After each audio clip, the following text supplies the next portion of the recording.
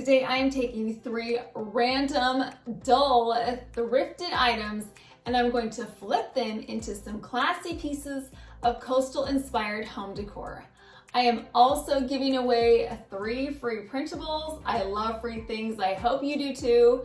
And today my video is sponsored by Cricut. Because we are moving into these summer months, I thought it would be fun today to do a coastal and nautical themed display. So we're gonna stick with all of these blues and whites and golds and tans. It just reminds me of the beach. Our first project is to take this jar that I found at the thrift store and transform it. If you can't find a jar like this, just go look in your pantry. You could use an empty vinegar jar, oil jar, or an apple cider jar to use in this project. What I loved about this was the size and the shape. To transform it, I'm just going to be using some craft paint. I got some white, gold, and navy craft paint at Michael's. Do not worry about getting anything fancy for this project. The cheapest craft paint you can find will work. The first thing I did was I took my white craft paint and I squeezed about half the bottle of paint into the jar. I let it run down the sides, and depending on the size of your jar is the amount that you'll need. Once I was finished with my white paint, I moved on to the gold paint and I squeezed that paint into the jar and let it run down the sides. And finally, I did the navy blue paint. Once I had all 3 of my selections in my jar, I took my jar and I gave it a good shake. Shaking the jar will marbleize the paint and softens the edges from one color of paint into the other. You could also gently roll the paint around, but it takes longer and I'm impatient, so shaking it worked for me. Once it was completely covered in the paint on the inside of the jar, I flipped it upside down and let the excess paint drain out into a plastic cup. I left it upside down overnight to drain all of the paint out and also to let it dry. The next morning I flipped it right side up and I loved the streaks that it left. The striations were so pretty and the marbled effect was gorgeous. This paint technique elevated this glass jar into something that you would see at the Pottery Barn or Anthropology for an exorbitant price. And all we did was we took an empty glass jar and filled it with paint. How easy is that? And I love the way it looks. I took the lid that was on the top of the jar and I decided I wanted to spray paint it gold. So I used some Rustoleum gold brass spray paint. I saturated the lid in the paint and then I let it dry for 20 minutes. I wanted the lid to be gold just in case I wanted to leave the jar as is. I could add it with several other jars to make a display, so I wanted to have that option. I wanted to add one more touch to this jar, and that was to add a chain detail, kind of like these links around the neck of the jar. On my Cricut design space, I hit new project. I went to images. In the search bar, I typed in dot border. Several options came up. I scrolled down until I found this one that looked like chains. I selected it and hit insert image, which brought it to my design space. I unlocked this size and typed in the size that would be perfect for my jar. Once it was this size, I hit make it and it sorted it onto my mats. I clicked continue. And at this point, I selected my material, which was vinyl, and I hit more on the pressure. I hit the flashing arrow button, which loaded my mat, and then the flashing C button, which began the cutting process. Once the cutting was all done, I hit the flashing arrow button, which released my mat. I used my scraper tool to press the vinyl firmly together, and then my weeding tool to first get those circles out, and then I pulled the excess vinyl away from the border. Then I got my transfer tape, and I placed it in the center of my chains. Got that scraper tool again and pressed it all together, and then I removed the backing from the vinyl. Once I transferred the vinyl onto the transfer tape, I took it and I placed it around the neck of the jar. I got my scraper tool and I pressed the vinyl onto the jar. Then I removed the transfer tape. I love this additional touch. I wanted to elevate this jar even further, but I didn't want to cover up the beautiful striations, stripes, and marbling from the paint, so this nautical chain detail is a fitting accent. Finally, I added 2 stems of gold branches that I got at Michael's. They remind me of coral, so they fit in perfectly with the nautical and coastal theme.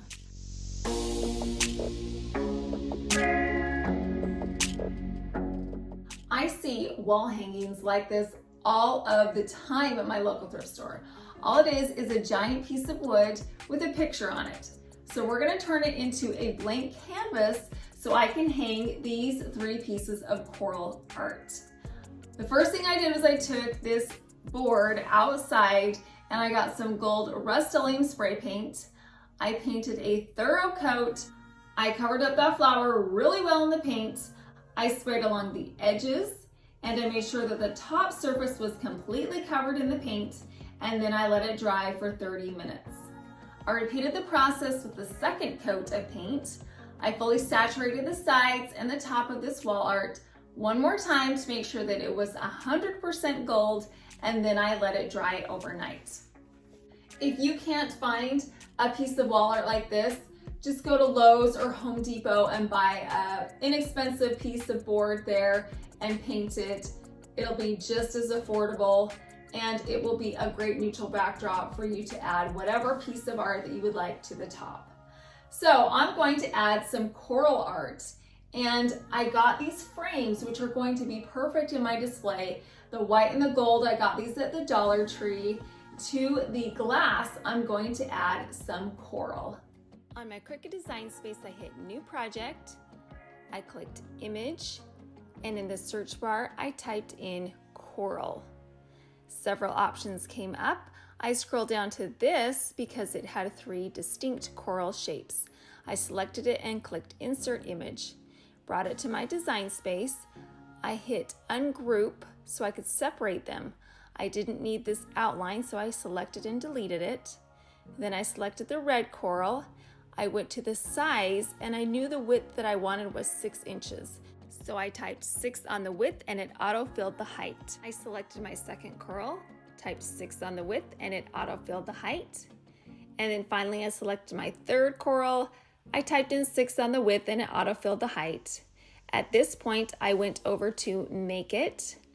It sorted it onto my mats. There are 3 mats. I clicked Continue, which brought me to my materials selection. I selected vinyl, and then I did more on the pressure. To ensure my vinyl stays firmly to the mat, I'm adding a little bit of blue painter's tape to the corners. I loaded the vinyl into the mat by hitting the flashing arrow button, and then started the cutting by hitting the flashing C button. It loaded this into my mat and began the cutting process. Once it was finished, I hit the flashing arrow button, which released my mat, and now I have my coral. On my design space, I selected the second mat and it began cutting that. Once it was finished, I selected the third mat and it cut that coral as well. Once I was finished with the 3 corals, I hit finish on my computer. I removed the excess vinyl away from the coral with my weeding tool. I just pulled it away and it came right up. Then I had my coral.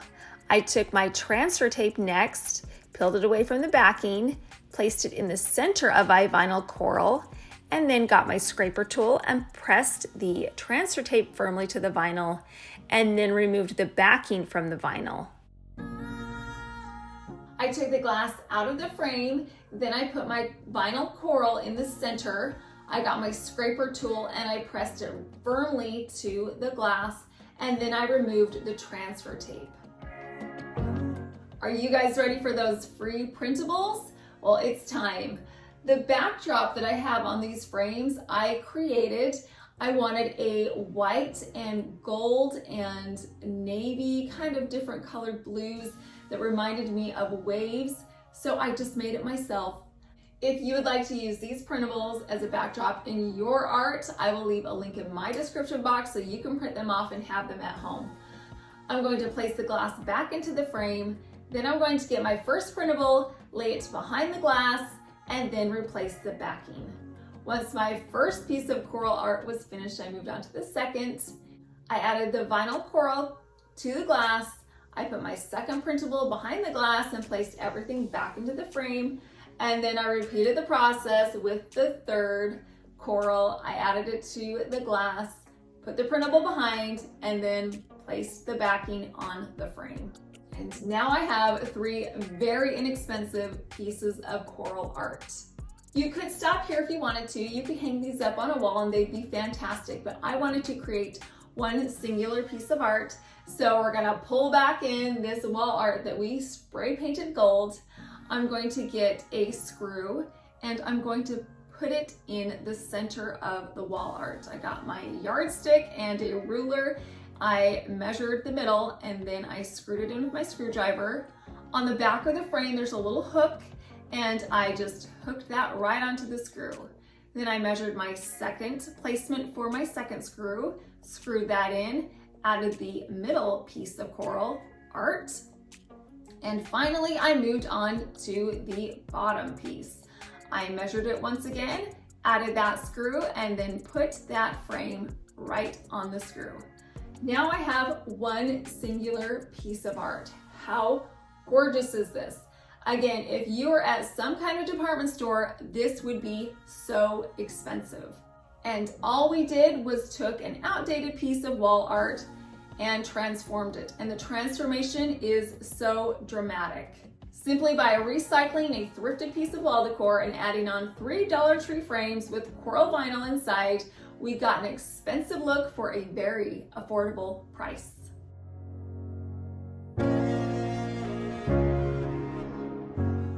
Initially, what caught my eye with this container was this blank space down below. I thought, how fun would that be to fill that with some sand and some shells and customize this piece into a nautical themed vase. The first thing that we're gonna do is create a sleeve to go on the inner container. There are 2 containers, one that's on the inside and one that's on the outside. So we're gonna put the sleeve around the inside container. I found some wrapping paper at the Dollar Tree. It has a lovely gold accent and it contrasts with a tan, almost butcher paper, which I thought was reminiscent of sand.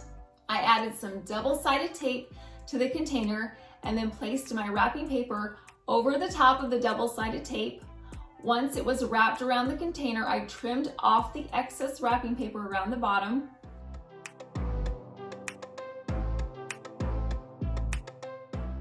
I wanted to add some anchors to the sleeve, so I got some Cricut shimmery party foil and I'm going to make the anchors out of this navy blue party foil.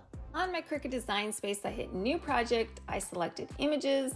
In the search bar, I typed in anchor and a lot of options came up and I scrolled down until I found this anchor right here. I selected it and hit insert image. Took it to my design space.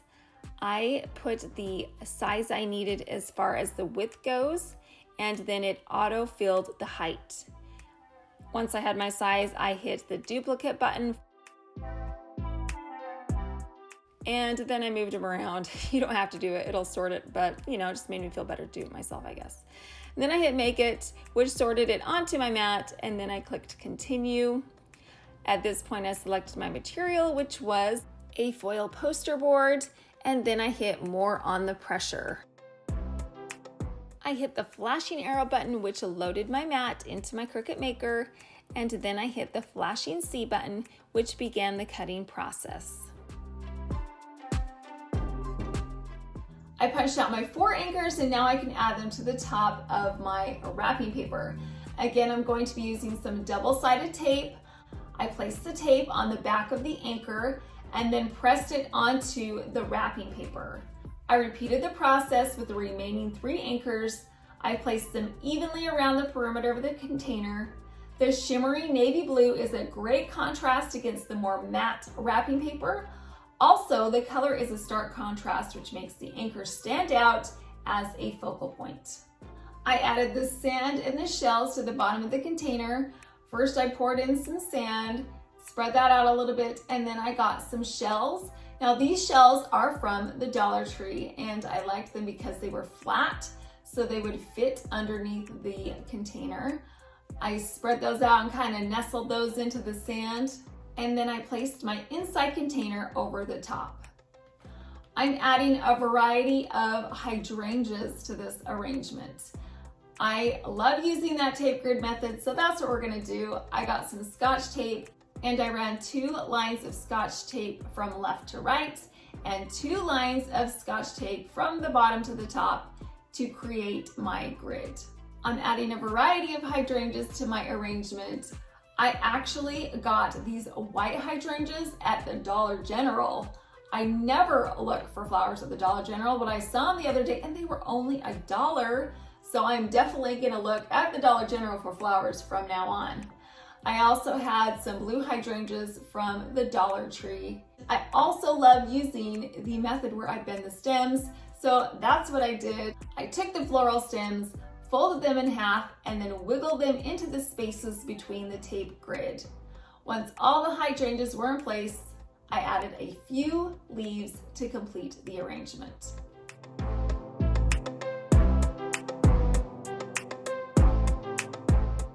What a transformation.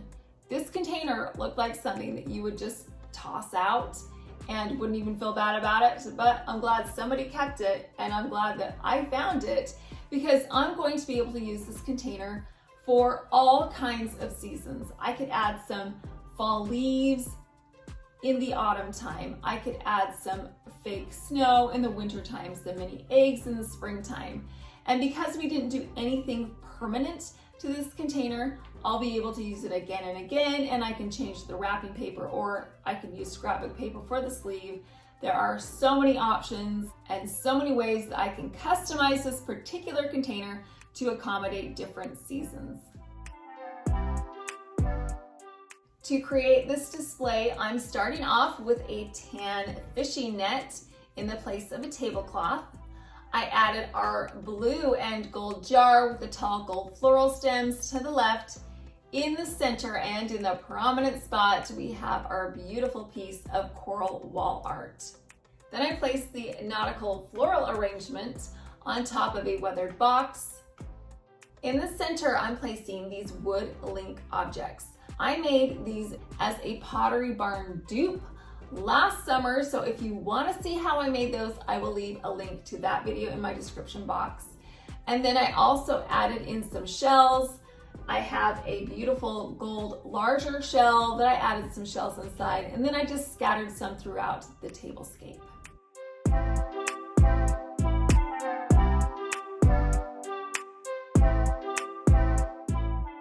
I don't know about you, but I am ready for summer.